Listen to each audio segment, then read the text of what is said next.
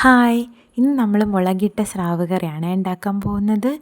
ആദ്യമായിട്ട് നമുക്ക് വേണ്ടത് ചെറിയുള്ളി, വെളുത്തുള്ളി, ഇഞ്ചി, കറിവേപ്പില, ചെറുതായിട്ട് അരിഞ്ഞു വെച്ച തക്കാളി, കൊടംപുളി. പിന്നെ പൊടികളാണ് മസാലപ്പൊടികൾ: മുളക് പൊടി, മഞ്ഞൾപ്പൊടി, ഉപ്പ്, കുരുമുളക് പൊടി, കുറച്ച് കാശ്മീരി ചില്ലി, പിന്നെ വെളിച്ചെണ്ണ. പിന്നെ നന്നായിട്ട് വൃത്തിയായിട്ട് കഴുകി വെച്ചിരിക്കുന്ന സ്രാവ്, അത് കുറച്ച് മഞ്ഞളും മുളകും കൂടി ഒന്ന് കുഴച്ച് വെച്ചിട്ടുണ്ട്. ഉപ്പും കൂടെ മിക്സ് ചെയ്തിട്ട് കുഴച്ച് വെച്ചിട്ടുണ്ട്.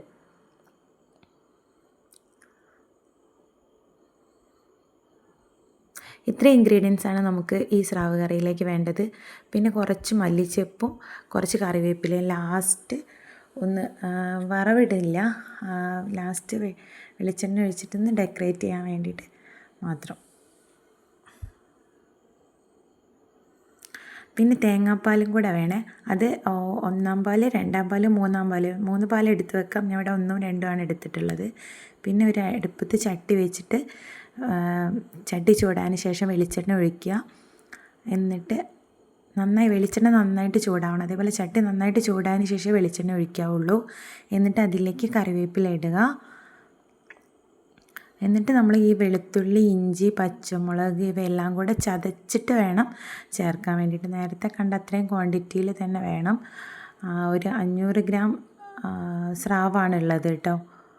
അപ്പോൾ ഇതെല്ലാം കൂടെ ചതച്ചിട്ട് പച്ചമുളക്, ഇഞ്ചി, വെളുത്തുള്ളി, ചെറിയുള്ളി ഇവയെല്ലാം കൂടി ചേർത്തിട്ട് ചതയ്ക്കാണ് വേണ്ടത്. അത് സെപ്പറേറ്റ് ചതച്ചാലും കുഴപ്പമില്ല, ഒരുമിച്ചിട്ടിട്ട് മിക്സിയിൽ അടിച്ചെടുത്താലും കുഴപ്പമില്ല. ഞാനിപ്പോൾ ഇവിടെ മിക്സിയിൽ അടിച്ചെടുത്തിരിക്കുകയാണ് ചെയ്തത്. നന്നായിട്ട് വഴറ്റണം, കാരണം കരിഞ്ഞു പോവരുത്. നന്നായിട്ട് വഴറ്റിയിട്ട് പച്ചമണം പോവണം കേട്ടോ. അപ്പോൾ ഇതേ പരുവത്തിലായി വരുമ്പോൾ, നന്നായിട്ട് വഴറ്റി ഒരു ഇതിൽ വരുമ്പോൾ നമ്മൾ മസാലപ്പൊടികൾ ചേർത്ത് കൊടുക്കാം.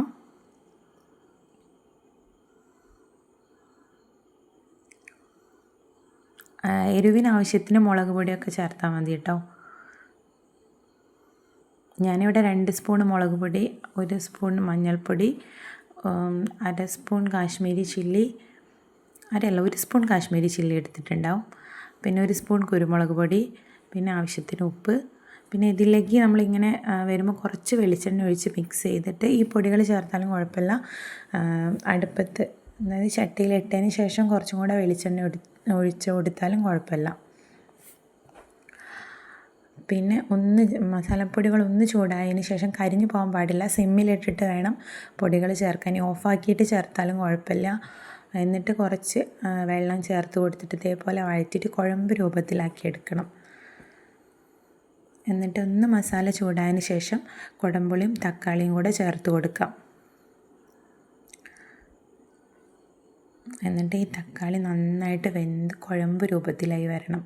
തീരെ കടിക്കാൻ പാടില്ല. ചെറിയുള്ളി ആണെങ്കിലും തക്കാളി ആണെങ്കിലും ഒക്കെ നല്ലോണം ഉടഞ്ഞ് കുഴമ്പ് രൂപത്തിലാവുന്നത് വരെ നമ്മൾ വേവിച്ചെടുക്കണം കേട്ടോ. അതാണ് കറിക്ക് കൂടുതൽ ടേസ്റ്റ് ഉണ്ടാവുക. അപ്പം നന്നായിട്ട് വഴറ്റിയെടുക്കുക. ആവശ്യത്തിന് വെള്ളം ചേർത്ത് കൊടുക്കുക. ഈ വെള്ളം ചേർക്കുന്ന സമയത്ത് വേണമെങ്കിൽ നിങ്ങൾക്ക് 3-ാം പാൽ എടുത്ത് വെച്ചിട്ടുണ്ടെങ്കിൽ അത് ചേർത്ത് കൊടുക്കുക കേട്ടോ. ഞാൻ ഇതിൽ 3-ാം പാലും ലാസ്റ്റ് കുറച്ച് ചേർത്ത് കൊടുത്തിട്ടുണ്ടായിരുന്നു. വീഡിയോ എടുക്കുമ്പോൾ വിട്ടുപോയിട്ടുണ്ട് അത്.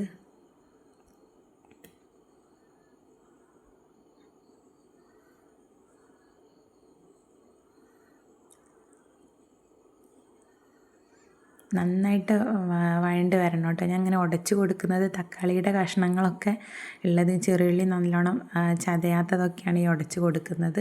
അപ്പം നന്നായിട്ട് കുഴമ്പ് രൂപത്തിലാവുന്നത് വരെ വേവിച്ചെടുക്കാം.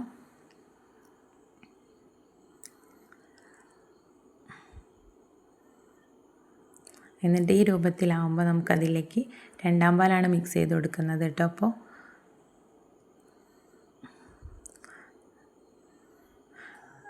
പാല് പിരിഞ്ഞു പോകാൻ പാടില്ല. സിമ്മിലാക്കിയിട്ടിട്ട് കുറേശ്ശെ വേണം പാല് ചേർക്കാൻ വേണ്ടിയിട്ട്.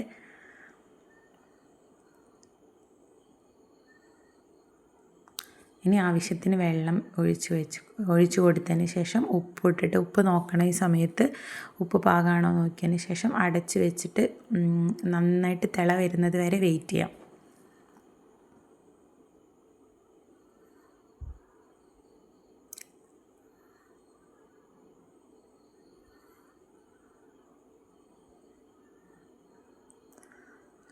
നന്നായിട്ട് തിളയ്ക്കണം കേട്ടോ. ഈ മസാലകളൊക്കെ നന്നായിട്ട് വേവണം. ആ സമയത്ത് നമുക്ക് വെട്ടി തിളച്ച് നന്നായിട്ട് കുറച്ച് നേരം ആ തിള വന്നിട്ട് അങ്ങനെ പൊടികൾ വെന്തോട്ടെ, കുഴപ്പമില്ല.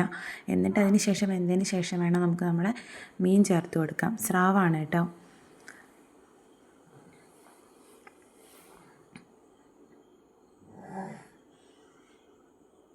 മീൻ ഉടഞ്ഞു പോകരുത്. എപ്പോഴും ഇളക്കി കൊടുക്കുമ്പോൾ നമ്മൾ ശ്രദ്ധിക്കണം, മീൻ ഉടഞ്ഞു പോവാതെ ശ്രദ്ധിക്കണം.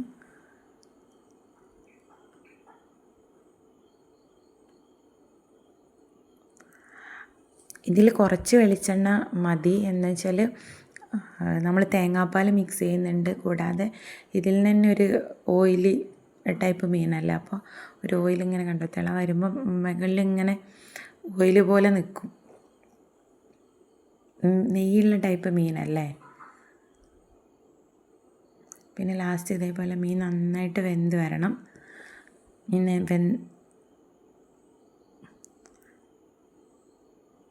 വീണ്ടും അടച്ച് വെച്ചിട്ട് മീൻ നന്നായിട്ട് വേവുന്നത് വരെ നമുക്ക് അടച്ച് വയ്ക്കാം കേട്ടോ.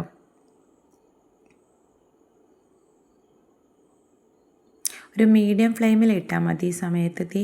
കാരണം തിള വന്നിട്ട് പുറത്തേക്ക് പോയത്. ഇതേപോലെ മീൻ നന്നായിട്ട് വേവണം. കുട്ടികൾക്കൊക്കെ കൊടുക്കാനുള്ളത്, അതുകൊണ്ട് നന്നായിട്ട് വേവിച്ചിട്ടേ ഉപയോഗിക്കുള്ളൂ. നന്നായിട്ട് വെന്തതിന് ശേഷം ഒന്നാം പാൽ ചേർത്ത് കൊടുക്കാം. ഞാൻ സിമ്മിലിട്ടിട്ടാണ് കേട്ടോ. ആ തിള വന്നുകൊണ്ടിരിക്കുന്നതാണ്. ആ സമയത്താണ് ഒന്നാം പാൽ ചേർത്ത് കൊടുക്കുന്നത്. എന്നിട്ട് നമുക്ക് കറിവേപ്പിലയും തീ ഓഫ് ചെയ്തതിന് ശേഷം കറിവേപ്പിലയും മല്ലിച്ചപ്പും കുറച്ച് 1 സ്പൂൺ വെളിച്ചെണ്ണയും കൂടെ മേലെ തൂവി കൊടുക്കാം. നമ്മൾ മുളകിട്ട സ്രാവ് കറി ഏകദേശം റെഡി ആയിട്ടുണ്ട്. നല്ല ടേസ്റ്റാണ് കേട്ടോ അങ്ങനെ കഴിക്കാൻ വേണ്ടിയിട്ട്. ഇതിൽ ഞങ്ങൾ ഒരുപാട് പേരുള്ളതുകൊണ്ട് കുറച്ചധികം വെള്ളം വെച്ചിട്ടുണ്ട്. ഇതിലും വെള്ളം കുറച്ചിട്ട് കുറുക്കിയെടുത്താലും നല്ല ടേസ്റ്റാണ്. കാണുമ്പോൾ തന്നെ അറിയായിരിക്കും എത്രത്തോളം ടേസ്റ്റാണ് ആ കറി എന്നുള്ളത്. ഓക്കെ, ഇഷ്ടമായാൽ എല്ലാവരും ലൈക്ക് ചെയ്യുക, ഷെയർ ചെയ്യുക, സബ്സ്ക്രൈബ് ചെയ്യുക കേട്ടോ. നല്ല കറിയാണ്, എല്ലാവരും ട്രൈ ചെയ്ത് നോക്കണം. Thank you.